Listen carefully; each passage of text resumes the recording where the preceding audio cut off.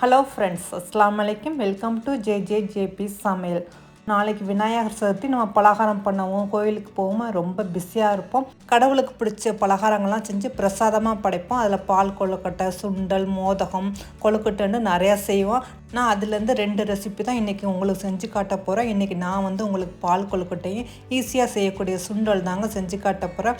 இந்த 2ஐயும் என்னோடய ஸ்டைலில் நான் இன்றைக்கி செஞ்சு காட்ட போகிறேங்க. வாங்க வீடியோக்குள்ளே போகலாம். வீடியோக்குள்ளே போகிறதுக்கு முன்னாடி இது வரைக்கும் என் வீடியோ சப்ஸ்கிரைப் பண்ணாமல் பார்த்துக்கிட்டு இருந்தால் சப்ஸ்கிரைப் பண்ணிக்கிறீங்க. பிடிச்சிருந்தா மறந்துடாமல் லைக் பட்டனே ப்ரெஸ் பண்ணுங்கள் ஃப்ரெண்ட்ஸ். நீங்கள் லைக் பண்ண தான் என்னோடய வீடியோ மற்றவங்களுக்கும் போய் சேரும். ஸோ என்னோடய சேனல் அடுத்த லெவலுக்கு போகிறதுக்கு எனக்கு ஹெல்ப் பண்ணுங்கள். இப்போ வாங்க நம்ம வீடியோக்குள்ளே போகலாம். முதல்ல நம்ம சுண்டல் எப்படி செய்யலான்னு பார்த்துடலாம்.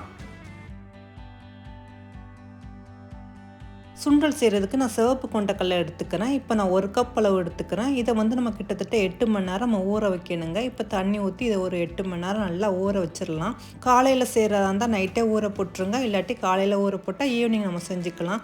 இப்போ கிட்டத்தட்ட 8 மணி நேரம் நல்லா சுண்டல் ஊறிடுச்சுங்க. இப்போ நம்ம இதை குக்கரில் போட்டு வேக வச்சு எடுத்துக்கலாம்.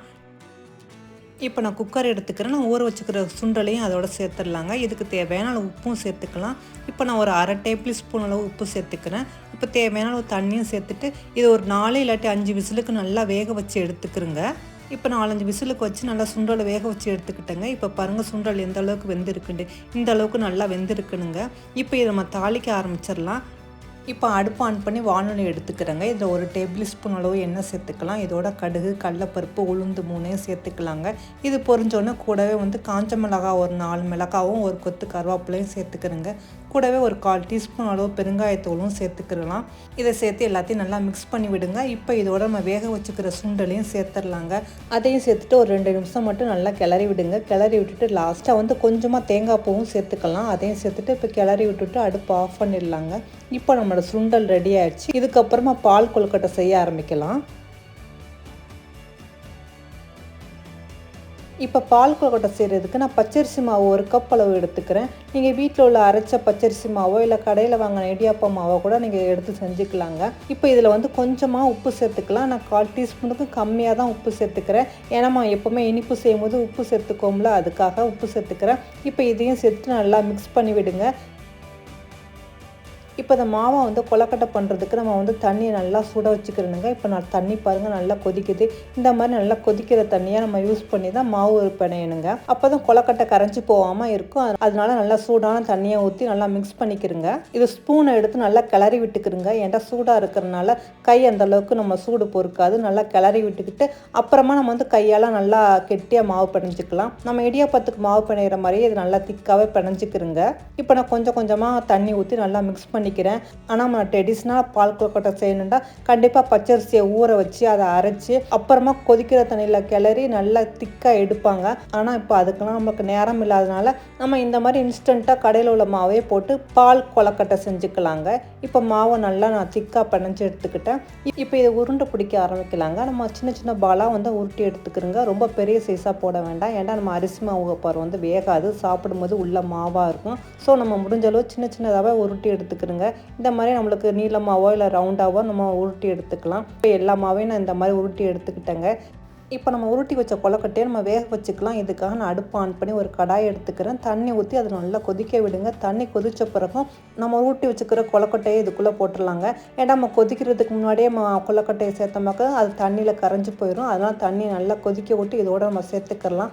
இப்போ ஒரு 10 நிமிஷத்துக்கு இந்த கொழுக்கட்டை அப்படியே வேகட்டுங்க. அதுக்குள்ளே நம்ம இதுக்கு தேவையான தேங்காய் பால் எடுத்துக்கலாங்க. இப்போ தேங்காய் நல்லா பெரிய தேங்காவாக ஒரு தேங்காய் எடுத்துக்கிறேன். இது ஒரு 3 கப் அளவு வருதுங்க. இப்போ இதை மிக்ஸி ஜாரில் போட்டு கொஞ்சமாக தண்ணி சேர்த்து நம்ம அரைச்சி எடுத்துக்கலாம். இப்போ நான் அரைச்சி எடுத்துகிட்டு வந்துட்டேன். இப்போ இது ஒரு வடிகட்டியில் போட்டு தேங்காய் பால் புழிஞ்சு எடுத்துக்கலாங்க. நான் இப்போ தேங்காய் பால் புழிஞ்சு எடுத்துட்டேன். இது ஃபஸ்ட்டு பால். இந்த ஃபஸ்ட்டு பாலை தனியாக இப்போ நம்ம வச்சிடலாம். இப்போ அதே தேங்காய் பூ சக்கையை மறுபடியும் மிக்ஸி ஜாரில் போட்டு இப்போ நம்ம 2வது பாலும் நம்ம எடுத்துக்கலாங்க. இப்போ இதே மாதிரி அரைச்சி 2-3 பாலையும் நம்ம எடுத்துக்கலாங்க. நம்ம ஃபஸ்ட்டு எடுத்த தலைப்பாலை தனியாக வச்சுக்கிறோங்க. நம்ம 2-3வது எடுத்ததை நம்ம தனியாக எடுத்துக்கலாம். இப்போ இந்த மாதிரி நம்ம ஃபஸ்ட்டு எடுத்த தலைப்பால் தனியாக இருக்குது. நம்ம 2-3வது எடுத்த தண்ணிப்பாலும் இங்கே இருக்குதுங்க. இப்போ ஒரு 10 நிமிஷம் ஆயிருக்கு. இப்போ கொழுக்கட்டையில் இருந்த தண்ணியெலாம் நல்லா வத்த ஆரம்பிச்சிச்சுங்க. இப்போ நம்ம எடுத்து வச்சுக்கிற தண்ணிப்பாலை சேர்த்துடலாம்.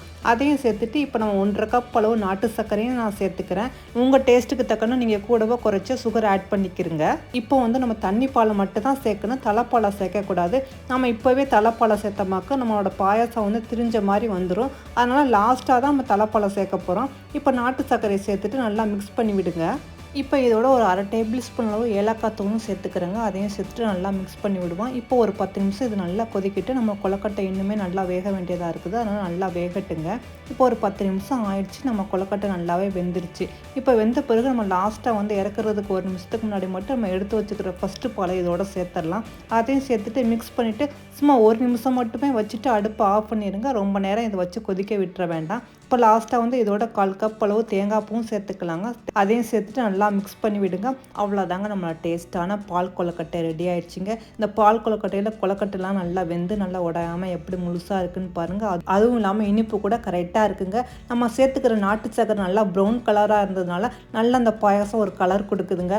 நீங்களும் நான் செஞ்சு காட்டின முறைப்படி இந்த பால் கொழுக்கட்டையும் சுண்டலையும் கண்டிப்பாக ட்ரை பண்ணி பாருங்கள். நாளைக்கு உங்கள் கடவுளுக்கு பிரசாதமாக இதை படைச்சி உங்கள் வேண்டுதலை நல்லபடியாக வேண்டிக்கிறீங்க. உங்கள் வேண்டுதல் எல்லாம் நிறைவேறணும்னு நானும் கடவுளை வேண்டிக்கிட்டு இதோட கிளம்புற ஃப்ரெண்ட்ஸ். உங்கள் எல்லாத்துக்கும் என்னோட விநாயகர் சதுர்த்தி நல்வாழ்த்துக்கள்.